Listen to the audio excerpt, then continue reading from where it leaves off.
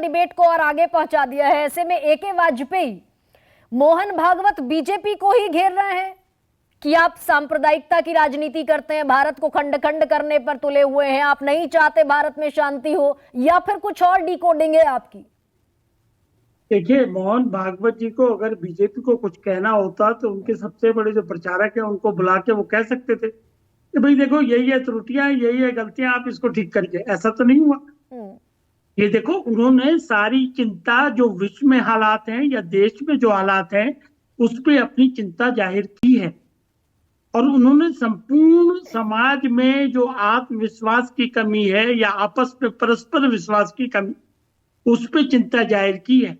उन्होंने इस बात की चिंता जाहिर की है कि देश में और पूरे विश्व में कट्टरवाद जो फैलता जा रहा है, और उस कट्टरवाद की वजह से जो विश्व में युद्ध के हालात बन गए हैं, उस पर चिंता जाहिर की है। उन्होंने एक और चिंता जाहिर की है कि ये जो गठबंधन करती है राजनीतिक पार्टियां स्वार्थ के लिए, और उस गठबंधन में चलते चलते समाज में अलगाव की बात करते हैं, वो भी देश के लिए खतरनाक है। देखिए, चीजों को आंकने का तरीका है।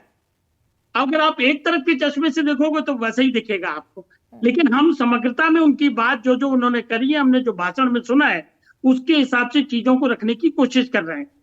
भारतीयता पे जोर दिया है उन्होंने। देखो, इसमें कोई डिस्प्यूट नहीं है कि देश की सांस्कृतिक धरोहर और विरासत को बचाने के लिए आरएसएस काम करती आ रही है पिछले 98 साल में। इसमें कोई डिस्प्यूट नहीं कर सकता। हाँ, ये कह सकता है कि वो सनातन की बात करते हैं, हिंदू की बात करते हैं, ये करते हैं, वो करते हैं, लेकिन जो समाज के उत्थान के लिए काम करते हैं, और खास तौर से समाज के निचले वर्ग के उत्थान के लिए, वो बनवासी संस्थाएं हैं, मुझे मालूम नहीं, लेकिन 30-35 ऐसी संस्थाएं हैं जो काम करती हैं और बगैर किसी स्वार्थ के काम करती हैं। तो क्या एके वाजपेयी ये माना जाए कि इंडिया गठबंधन अगर आबादी और हक की बात कर रहा है तो सीधा निशाना मोहन भागवत का इसी तरफ है, ये मान लिया जाए? नहीं, उनका राजनीतिक पार्टियों पे कोई निशाना नहीं है। हाँ। समस्याओं पे निशाना है। देश की समग्रता में जो दिक्कत आ रही है उस पे उनका निशाना है, उस पे उनका चिंतन है। और तो फिर ये किसके लिए कह रहे हैं कि चुनाव के दिन है, सावधान रहना है, जिनका उद्देश्य नहीं वो उद्देश्य चिपका कर बात कर सकते हैं, उकसावे में, भड़काऊ बातों में नहीं आना है, ये फिर किसके लिए कहा जा रहा है? हाँ, ये बिल्कुल ठीक बात है गरिमा जी। देश की जनता को संबोधन कर रहे हैं वो, बीइंग ए सांस्कृतिक ऑर्गेनाइजेशन, नॉट बीइंग ए राजनीतिक पार्टी। नहीं, संदेश तो सारा लेकिन राजनीतिक है। देश जब ही बचेगा जब देश की जनता वोट का सही इस्तेमाल करके सही लोगों के हाथ में सत्ता देगी। नहीं तो ये तो बताइए एके वाजपेयी, आप समझदार व्यक्ति हैं, ये तो आप बताएंगे ना कि वो कौन लोग हैं जिनका उद्देश्य नहीं है, वो उद्देश्य चिपका कर आ जाते हैं, भाई उसका मैं जवाब को तोड़ रहे हैं। एक सेकंड में जवाब मिलेगा आपको। तुष्टीकरण देश के लिए खतरनाक है। कौन कर रहा है तुष्टीकरण? ये तुष्टीकरण कौन कर रहा है ये सबको मालूम है। आप बताइए। ये सबको मालूम है, और उसको हमें कहने में कोई परहेज थोड़ी है। आप बताइए। कि इंडी गठबंधन वाले जो पार्टियां हैं वो तुष्टीकरण की हर सीमा को पार करती चली जाती हैं। किस तरीके से? थोड़ा सा उसको भी अंडरलाइन कर दीजिए, किस तरीके से? उसी 60-70 साल में तुष्टीकरण होते होते होते होते कहां पहुंच गया, और ये कहने पे मजबूर होना पड़ा कि सीमाओं को लांग रहे हैं। नहीं, कैसे? ये जरा थोड़ा अंडरलाइन कीजिए एके वाजपेयी, थोड़ा सा अंडरलाइन कर दीजिए, मेरे दर्शक भी समझें कि इंडी अलायंस तुष्टीकरण कैसे कर रहा है।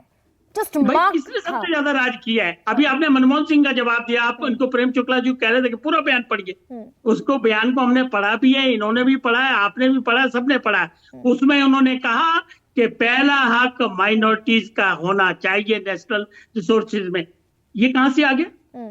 नहीं, ये तुष्टीकरण का सबसे बड़ा उदाहरण। गंभीर वकील हैं आप, सुप्रीम कोर्ट में वकालत करते हैं एके वाजपेयी, थोड़ी सी मेहनत करते और उस पूरे बयान को सुनते जिसमें महिलाओं की बात है, जिसमें दलितों की बात है, जिसमें मार्जिनलाइज्ड लोगों की बात है, शोषितों की बात है, वंचितों की बात है, और अंत में वो माइनॉरिटी की, अल्पसंख्यकों की और मुस्लिमों की बात है। संविधान इस बात की इजाजत नहीं देता है कि माइनॉरिटी का पहला हक होगा। संविधान के सामने माइनॉरिटी हो, मेजोरिटी हो, all are equal citizen of the country. और दूसरा विषय जो गंभीर है वो मैं उस पर भी कहता हूँ, ये चंद्रचूड़ साहब, सीजेआई साहब बाहर जाके तो भाषण देंगे, लेकिन जब फैसला लिखने का काम आएगा, जो उनका असली काम है, तो उस वक्त कहां चले जाती है इनकी ये भाषण? प्लीज, अगर चंद्रचूड़ साहब को फैसले लिखते वक्त वही दर्शन देना चाहिए जो दर्शन जब एडिटोरियम में भाषण देते हैं। ये परस्पर विरोधी चलिए, तो चीजें देश के सीजेआई को आप नसीहत दे रहे हैं कि वाजपेयी, और ये भी मुझे नहीं दे रहे हैं, सजेशन दे रहे हैं। देश कि के आपका जो सीजेआई मुख्य को काम है, नसीहत मिल फैसले रही है इस लिखना काम पैनल है। में, लेकिन इंडी गठबंधन तुष्टिकर आप क्योंकि इतिहास में पहुंच गए कि वाजपेयी 70 साल पर पहुंच गए, लेकिन इंडी गठबंधन बनने के बाद क्या तुष्टिकरण हुआ ये नहीं बता पा रहे हैं आप। केसी त्यागी जी, छोटा सा रिमार्क दीजिए जरा। मैं अपने मित्र A.K. वाजपेयी जी को स्मरण कराना चाहता हूं कि इनके नेता और मेरे मित्र स्वर्गीय रामविलास पासवान जी और मैं दोनों जनता दल में थे, शरद यादव जी भी थे, देवेगौड़ा जी भी थे। 2002 में जब गोधरा कांड हुआ, उसके विरोध में देश के अंदर पहला इस्तीफा सिर्फ और सिर्फ रामविलास पासवान जी का हुआ, जिन्होंने नरेंद्र मोदी सरकार पर मुस्लिमों को मारने का, तुष्टीकरण का नहीं, मुस्लिमों पर अत्याचार करने का आरोप लगाने का, मंत्रिमंडल से बाहर आने का काम किया था। उस पर वाजपेयी जी क्या राय है, जरा मैं भी जानना चाहता हूं। आप आज ठीक है, रामविलास पासवान 2002 में ठीक थे। देखिए गर्मा जी, ऐसा त्यागी जी सम्मानीय हैं।